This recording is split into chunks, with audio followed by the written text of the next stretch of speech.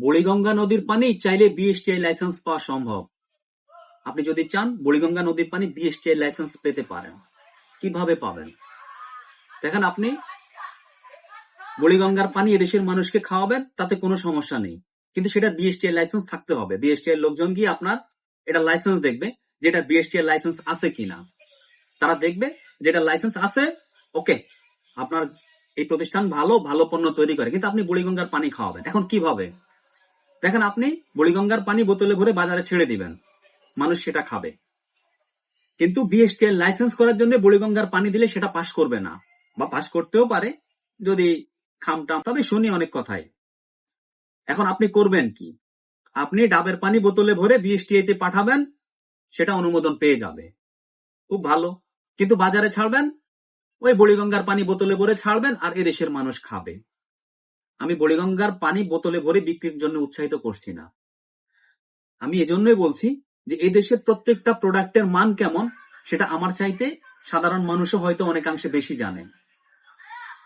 আমরা শুধুমাত্র বিভিন্ন সময় দেখে অভিযান পরিচালনা হয়, গিয়ে লাইসেন্স দেখে, কিন্তু সিস্টেমটা হলো যখন কোনো পণ্যের লাইসেন্স নেওয়া হয় বা হবে, তখন একটা স্যাম্পল তৈরি করা হবে। ওই স্যাম্পলটা আমরা বিএসটিআই তে জমা দিব, তারা আমাদেরকে সার্টিফিকেট দিয়ে দিবে, কিংবা অনেক সময় হয় কি, তারা আসলো, পরিদর্শন করে আমাদেরকে লাইসেন্স দিয়ে দিল, আমরা লাইসেন্স পেয়ে গেলাম। কিন্তু পরবর্তী থেকে আমাদেরকে যে বুড়িগঙ্গার পানি খাওয়াচ্ছে, প্রত্যেকটা প্রোডাক্টে ভেজাল খাওয়াচ্ছে, রাসায়নিক খাওয়াচ্ছে, নিম্নমানের পণ্য খাওয়াচ্ছে, আমরা কি সেটা জানি কিংবা বুঝি? বা আমাদের এই বুঝগুলো বা আমরা যেটা বুঝতে পারি সেটা কি বিএসটিআই বুঝতে পারে না?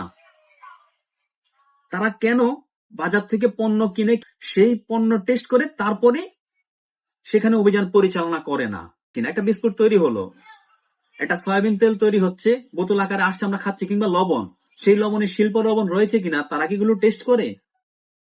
আমার চোখের দেখা আমি এমন অনেক পণ্য জানি যেগুলো সম্পূর্ণ ভেজাল, কেমিক্যাল ক্ষতি করে দেশের মানুষের ক্যান্সার হচ্ছে, মরে যাচ্ছে, কিন্তু তারা সেগুলো বন্ধ করছে না কিংবা করতে পারছে না। কেন পারছে না? সেজন্য আমার কাছে মনে হয় আমরা চাইলে আসলে বুড়িগঙ্গা নদীর পানি বিক্রি করে এদেশের মানুষকে খাওয়াতে পারি কিংবা পারবো।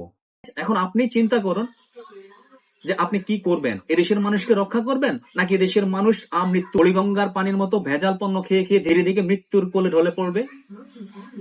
কত মানুষ ক্যান্সারে মারা যায়, কত মানুষ, অসংখ্য মানুষ প্রাণ হারাচ্ছে এই বুড়িগঙ্গা নদীর পানির মতো ভেজাল পণ্য খেয়ে খেয়ে। এদেশের মানুষকে কে বাঁচাবে, কে রক্ষা করবে?